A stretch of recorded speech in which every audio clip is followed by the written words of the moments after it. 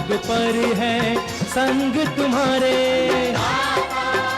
अन्नदाता। लहू किसानों का बन के पसीना सींचता है धरती का सीना।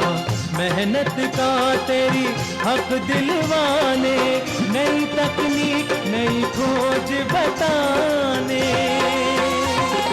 पशुधन को गुणवान बनाना, पौध सुरक्षा को सिखलाना, खेती के सब गुर समझाने, भारत का सरताज बनाने।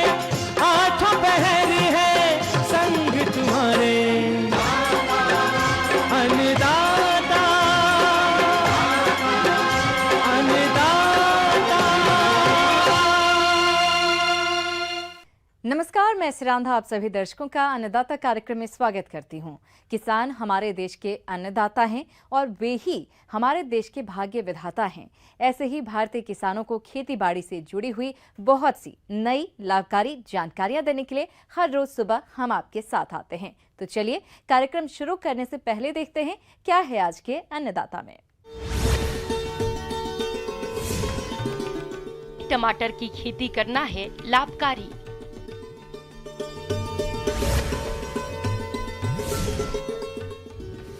आम की बागों का सही प्रबंधन।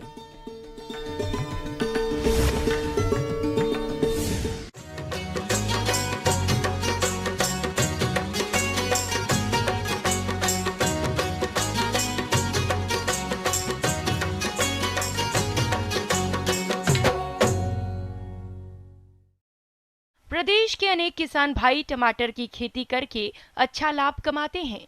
इसी बात को ध्यान में रखते हुए जो किसान भाई टमाटर की रोपाई करना चाहते हैं तो वे कैसे करें वैज्ञानिक तकनीक से टमाटर की रोपाई, आइए जानते हैं।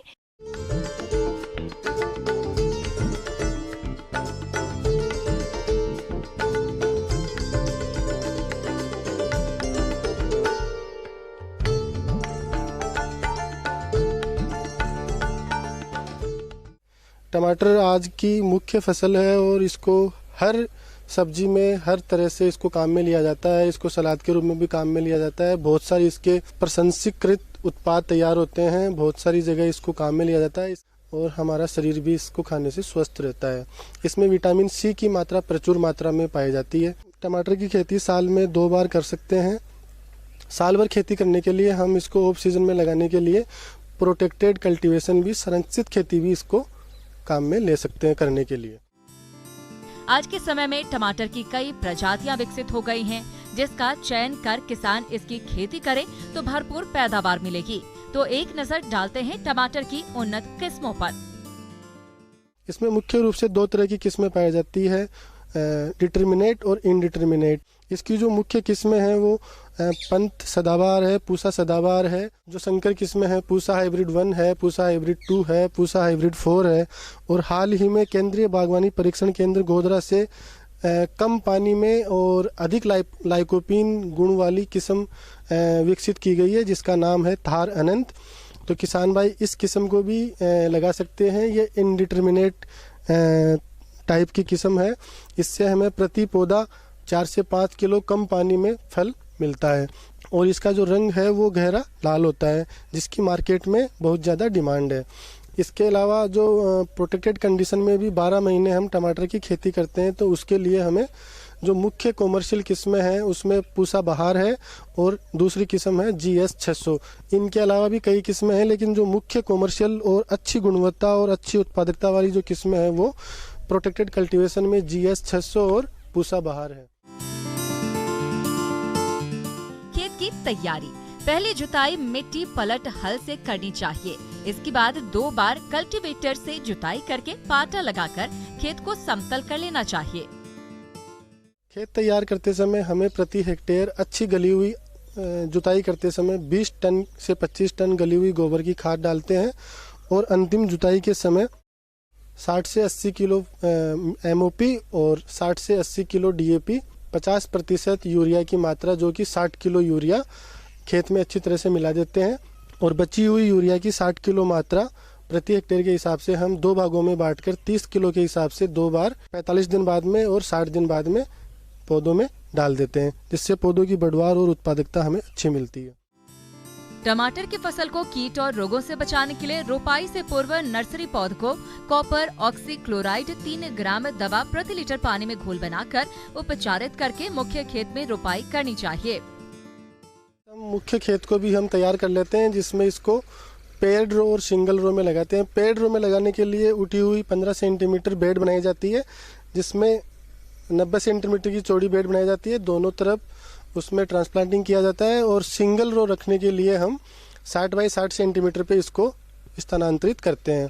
बेड पे लगाते समय हम एक बेड से दूसरे बेड के बीच में 30 सेंटीमीटर से 45 सेंटीमीटर तक जगह छोड़ते हैं, जिससे हम आसानी से आ जा सके और जो भी कल्चरल ऑपरेशन है, इसका ट्रेनिंग प्रूनिंग है, वो आसानी से किया जा सके, फलों की तुड़ाई अच्छे से की जा सके और अन्य जो कार्य हैं वो आसानी से किए जा सकते हैं। सिंचाई व्यवस्था। पौधा रोपाई के समय से फलों की तुड़ाई तक आवश्यकता अनुसार समय समय पर सिंचाई करते रहें। ध्यान रहे कि खेत में जल जमाव ना हो, इसके लिए जल निकास की उचित व्यवस्था करें।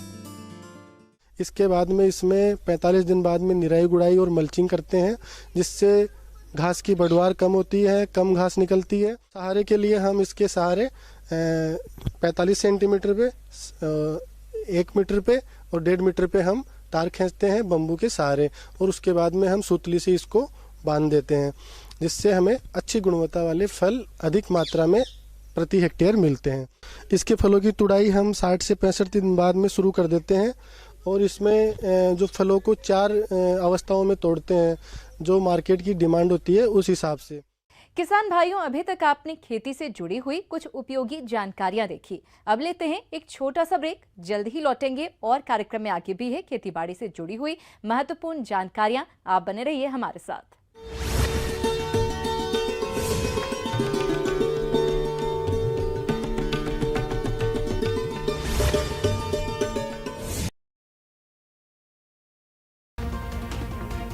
एक बत्तख का वीडियो सोशल मीडिया पर इन दिनों जमकर वायरल हो रहा है। ये बत्तख दफ्तर से लौट रहे अपने मालिक का पहले तो इंतजार करती दिखी और फिर जैसे ही उसने वैन को आते देखा तो वो दौड़कर सड़क की तरफ पहुंच गई। मालिक को देखते ही उसकी खुशी का ठिकाना नहीं रहा और वो खुशी से चिल्लाने लगी।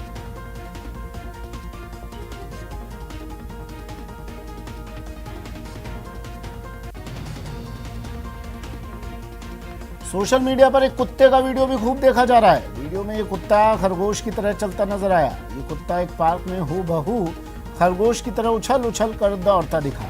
कुत्ते की इस अनोखी चाल को देखकर उसका मालिक हैरान रह गया।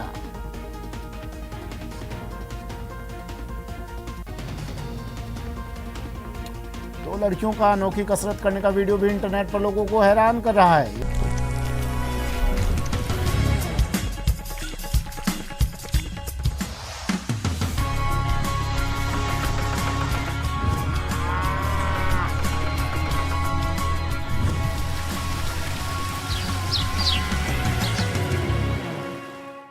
ब्रेक के बाद आप सभी दर्शकों का अन्नदाता कार्यक्रम में एक बार फिर से स्वागत है। चलिए अब रुक करते हैं अगली कड़ी की ओर।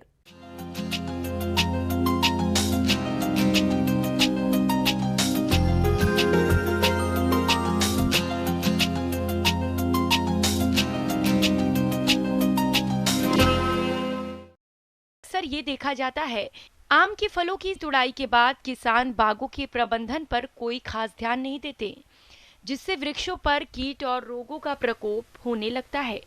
ऐसे में बागों की उत्पादकता धीरे धीरे घटने लगती है। इसीलिए बाग का प्रबंधन कैसे करना है, इस बारे में जानकारी दे रहे हैं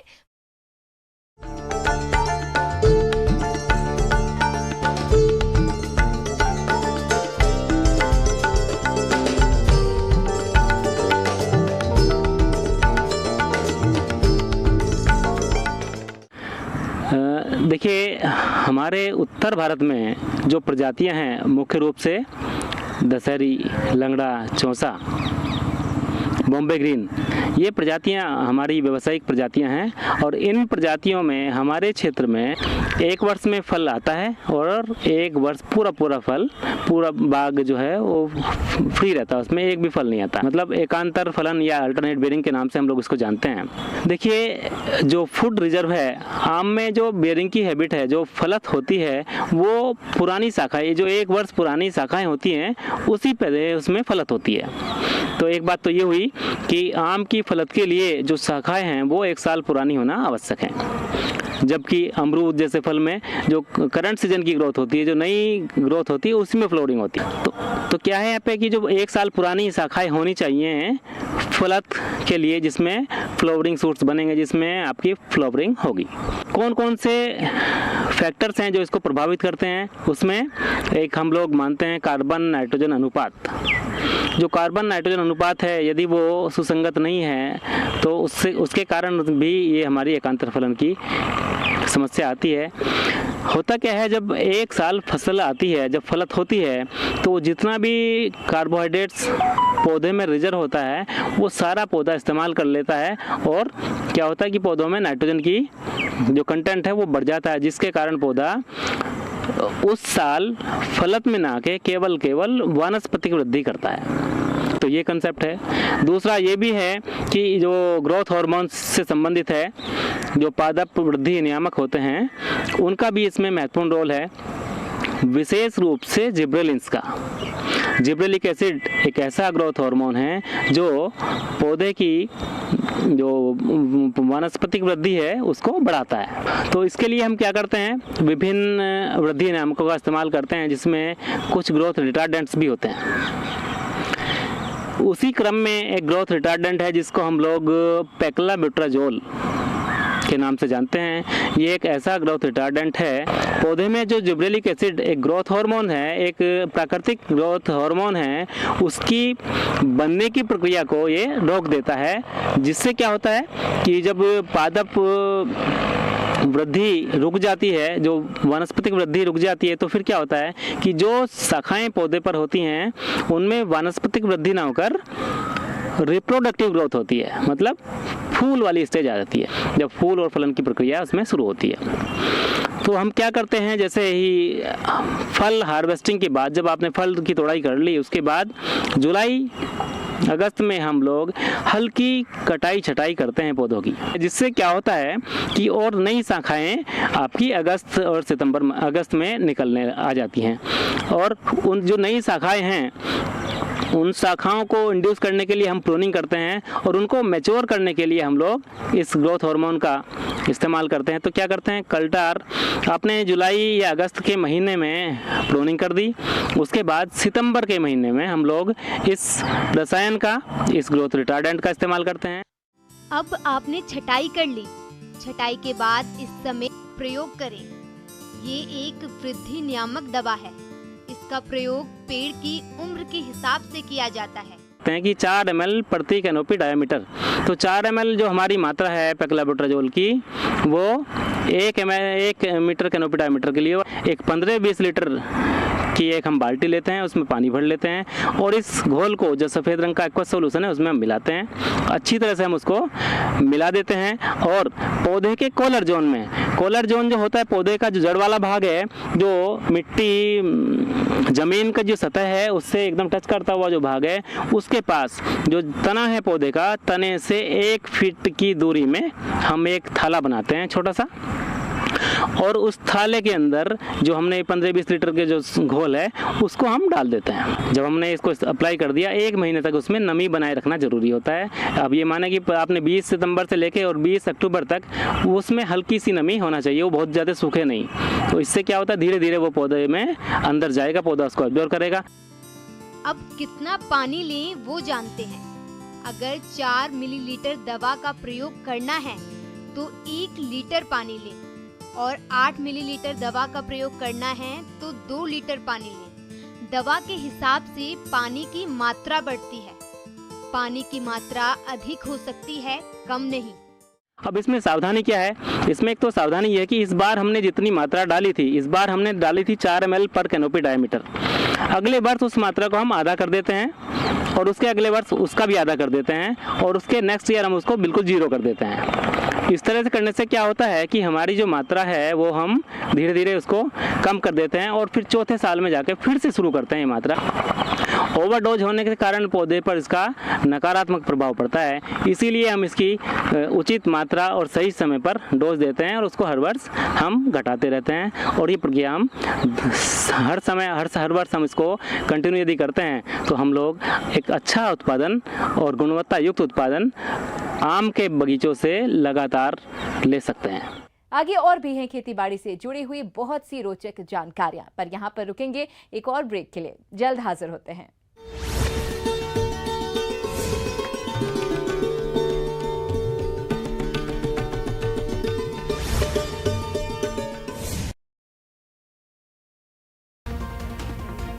एक बत्तख का वीडियो सोशल मीडिया पर इन दिनों जमकर वायरल हो रहा है। ये बत्तख दफ्तर से लौट रहे अपने मालिक का पहले तो इंतजार करती दिखी और फिर जैसे ही उसने वैन को आते देखा तो वो दौड़कर सड़क की तरफ पहुंच गई। मालिक को देखते ही उसकी खुशी का ठिकाना नहीं रहा और वो खुशी से चिल्लाने लगी।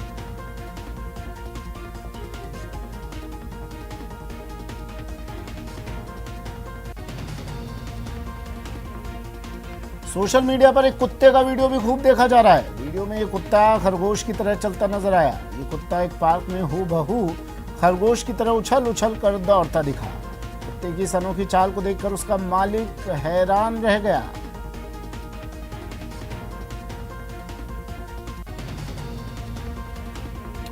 दो लड़कियों का अनोखी कसरत करने का वीडियो भी इंटरनेट पर लोगों को हैरान कर रहा है।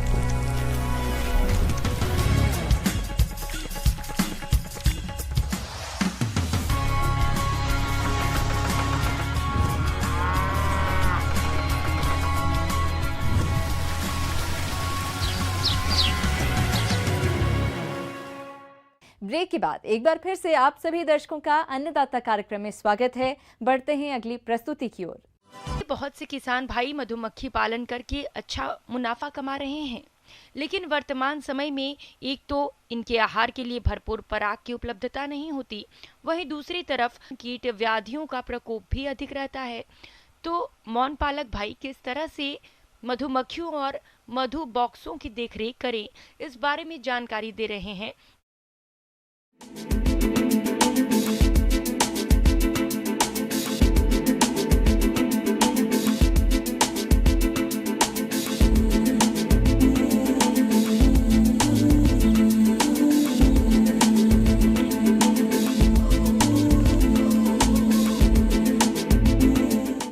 हम अपना जो मौन वंश, जब हमारे मौन वंश जैसे हमारे 60 से 80 मौन वंश हम कहते हैं एक स्थान पर रखें और उस स्थान को जहाँ पे हमारे अधिक मौन वंश होते हैं उसी को हम मोनाले कहते हैं, एपेरी कहते हैं। तो इस तरह एक मौन वंश से दूसरे मौन वंश में लगभग 2 से 3 किलोमीटर का फासला होना चाहिए। ये तो आगे मोनाले की बात। किसान भाइयों, इस व्यवसाय में एक बहुत ही महत्वपूर्ण प्रक्रिया होती है जिसे स्थानांतरण कहते हैं। इसमें फूलों की उपलब्धता के अनुसार मौन बॉक्सों की जगह बदलनी पड़ती है ताकि मधुमक्खियों से अधिक शहद का उत्पादन ले सकें। आपको अपने उस क्षेत्र के जो मौन पुष्प हैं उनके बारे में जानकारी होनी चाहिए। अब एक पुष्प होता है, एक मौन पुष्प में बात कर रहा हूँ। तो मौन पुष्प उन पुष्पों को कहते हैं हम जिनसे मधुमक्खियाँ अपना नेक्टर व पोलन, मधुरस या पराग जो है एकत्रित करती हैं। जैसे कि हम सरसों के ऊपर करते हैं, लीची के ऊपर करते हैं, मैंग्रोव्स के ऊपर करते हैं, हम यूकलिप्टस के ऊपर करते हैं, सनफ्लावर के ऊपर कुछ एरियाज़ में करते हैं। तो उन मौन पुष्पों की प्रचुर मात्रा होनी चाहिए। अगर उनकी मात्रा कम है तो आप जितना भी प्रबंधन कर लें आप शहद प्राप्त नहीं कर पाएंगे। तो इन चीज़ों का ध्यान तो रखना ही है। मौन पालन व्यवसाय में बॉक्सों की देखरेख ठीक से करना जरूरी है। अगर इस समय देखरेख में थोड़ी सी भी लापरवाही की तो व्यवसाय में घाटा हो सकता है। इसीलिए देखरेख में किन किन विशेष बातों का ध्यान रखना है, आइए जान लेते हैं। जो मौन गृह के अंदर आपकी चौखटें या फ्रेम हम कहते हैं, उनको हम हाइव टूल कहते हैं। उस हाइव टूल से उनको थोड़ा सा लूज करते हैं और जब आप मधुमक्खियों की फ्रेम को चेक करने वाले हैं तो एक तो अपने आप को स्थिर रखें, और सबसे महत्वपूर्ण जो हमारा काम होता है निरीक्षण करते समय, वो यह भी होता है कि क्या इसमें एक अच्छी रानी है या नहीं है। मौनवंश जितना सशक्त हो, लेकिन उसके आगे सशक्त तो तभी होगा जब हमारे उसमें एक अच्छी युवा रानी जो होगी वो उपलब्ध होगी। और साथ ही साथ रानी की कार्यकुशलता जो है वो हम देखते हैं अंडों से, ब्रूड से। तो जो ब्रूड है वो जिस भी फ्रेम पे आप देख रहे हैं वो स्कैटर्ड, बिखरा हुआ नहीं होना चाहिए। साथ ही साथ अगर अंडे दिख रहे हैं तो अंडे एक ही डायरेक्शन में और एक साथ सभी के सभी कोस्ट में होने चाहिए, अन्यथा जो रानी है वो बूढ़ी हो चली है, उस रानी को बदलने की आवश्यकता है। और हर एक फ्रेम को आराम से उठा करके ऊपर जब आप निकालेंगे तो उसमें आप देखेंगे कि उसमें पराग कितना है, उसमें शहद है तो शहद कितना है, अगर शिशु हैं तो क्या उसमें अंडे हैं, क्या उसमें शिशु हैं, और या बंद ब्रूड जिसको कहते हैं किस अवस्था में है, वो आपने देखना है। और अपने लिए आप उसका रिकॉर्ड भी रख सकते हैं कि हमारे किस फ्रेम पे ये जो पराग, शिशु या ब्रूड व अंडे की कितनी मात्रा है। अब इसमें हम निरीक्षण करते हुए एक तो मधुमक्खियों में देखेंगे कि भोजन है या नहीं है, भोजन इनका शहद होता है या पराग होता है, तो उसको देखेंगे। और जो स्थान जहाँ रखें हम वहाँ पे एक पानी का प्रावधान आवश्यक करें, इससे भी आपके जो मौनवंश है वहाँ पे हमेशा जो है स्वस्थ रहेंगे। और साथ साथ हम ये सुनिश्चित करेंगे कि कोई बीमारी तो नहीं है। तो बीमारी वयस्क मधुमक्खियों भी हो सकती हैं, और जब अंदर देखते हैं हम तो शिशुओं में देखने की कोशिश करते हैं। तो शिशु को भी हम देखेंगे कि उसमें जो शिशु है क्या उसका रंग जो है वो सफ़ेद है, अगर नहीं है तो उसमें क्या दिक्कत है, क्या उसकी पोजीशनिंग ठीक है या वो उल्टा पड़ा हुआ है, फूला हुआ है, तो वो भी हम कहते हैं कि उसमें कोई बीमारी है। किसान भाइयों, अगर आप मौन पालन शुरू करना चाहते हैं तो अपने जिले के उद्यान अधिकारी से संपर्क करें और इस व्यवसाय को शुरू करने में जो भी बातें हैं उसकी जानकारी लें तथा इस पर मिलने वाले अनुदान के बारे में भी पूरी जानकारी लें। इस व्यवसाय को भूमिहीन लोग जो हैं, छोटे स्तर पर जो किसान हैं, युवा है, तो महिलाएं हैं, कोई भी वर्ग इसको बड़ी सुगमता से अपना सकता है।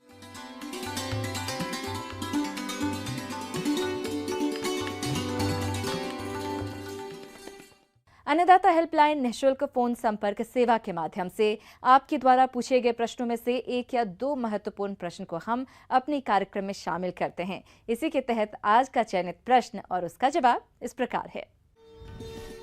अन्नदाता निःशुल्क फोन संपर्क सेवा के माध्यम से पूछे गए प्रश्नों में से आज हमने जिस प्रश्न को कार्यक्रम में शामिल किया है उसे पूछा है ग्राम खंडार, जिला सवाई माधोपुर के कृषक दिनेश मीणा ने।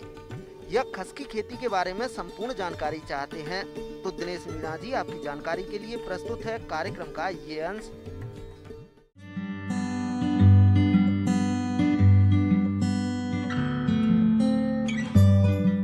खस एक औषधीय फसल है जिसे अंग्रेजी में वेटिवर के नाम से जानते हैं। इसकी इतनी खासियतें हैं कि इसे प्रकृति का अनुपम उपहार माना जा सकता है।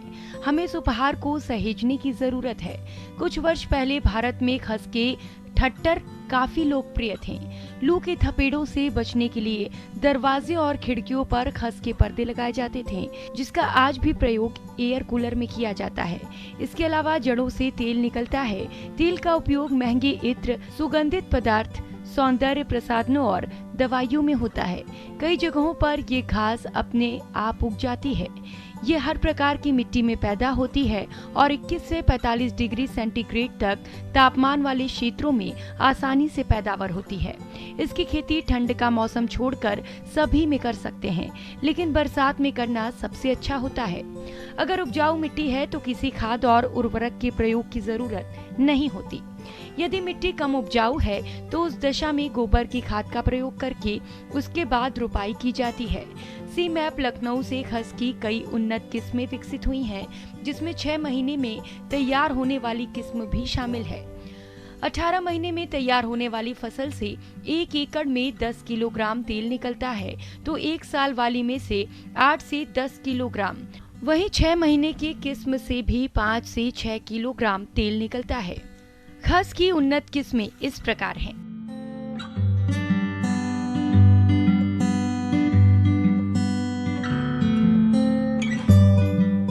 इसकी रोपाई पुरानी फसल से स्लिप लेकर की जाती है। लाइन से लाइन की दूरी 60 सेंटीमीटर और पौध से पौध की दूरी 30 सेंटीमीटर रखते हैं। रोपाई के बाद फसल की विशेष देखरेख की जरूरत नहीं होती। किस्मों के अनुसार 6 से 18 माह पर आप इसकी खुदाई कर सकते हैं। अच्छी उपज और मौसम की मार से उपज को बचाने के लिए रोपाई ऐसे समय पर करें कि खुदाई का समय जनवरी या फरवरी में आए। गर्मी या बरसात में खुदाई करने पर आपको नुकसान हो सकता है। जहां तक उत्पादन की बात है तो 1 एकड़ एरिया से 4.5 से 5 कुंतल तक जड़ की उपज मिलती है, जिससे लगभग 7 किलोग्राम तेल निकाला जा सकता है। ये उपज 1 साल में तैयार होने वाली किस्मों का है। अन्य किस्मों की उपज कम या अधिक हो सकती है। एकड़ में तेल से 1,05,000 रुपए तक आय होती है और इसकी खेती में लागत प्रति एकड़ 25 से 30,000 रुपए तक आती है। इस लागत का 80% खर्च तेल निकालने में ही होता है। इसकी खेती में तेल उत्पादन के अलावा तेल निकालने के बाद जड़ों का हैंडीक्राफ्ट उपयोग होता है। ऊपरी भाग पशुओं के चारे में उपयोग होता है और इसके फूल से अच्छी क्वालिटी का झाड़ू तैयार किया जा सकता है। कुल मिलाकर ये कह सकते हैं कि अगर बाजार की सही व्यवस्था हो तो 1 एकड़ से लाखों की आय ले सकते हैं। इसकी खेती और बाजार व्यवस्था की अधिक जानकारी के लिए केंद्रीय औषधि एवं सगंध पौधा संस्थान लखनऊ में संपर्क कर सकते हैं।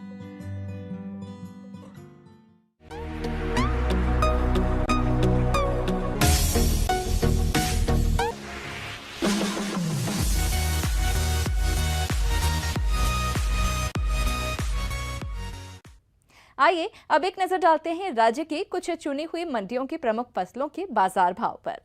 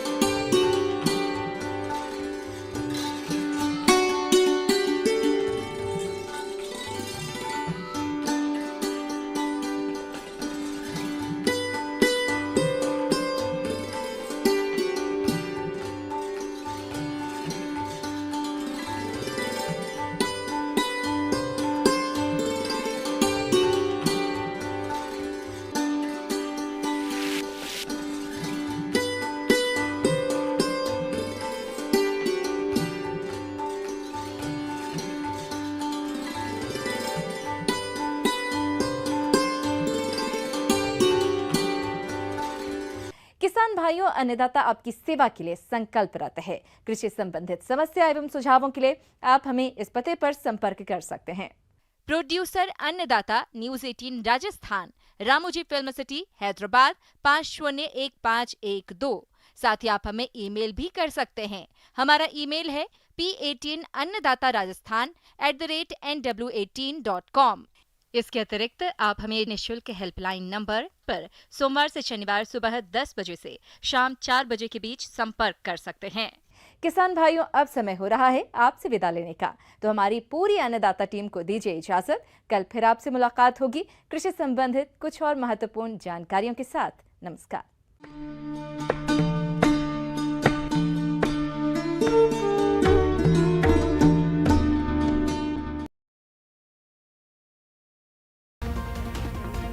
एक बत्तख का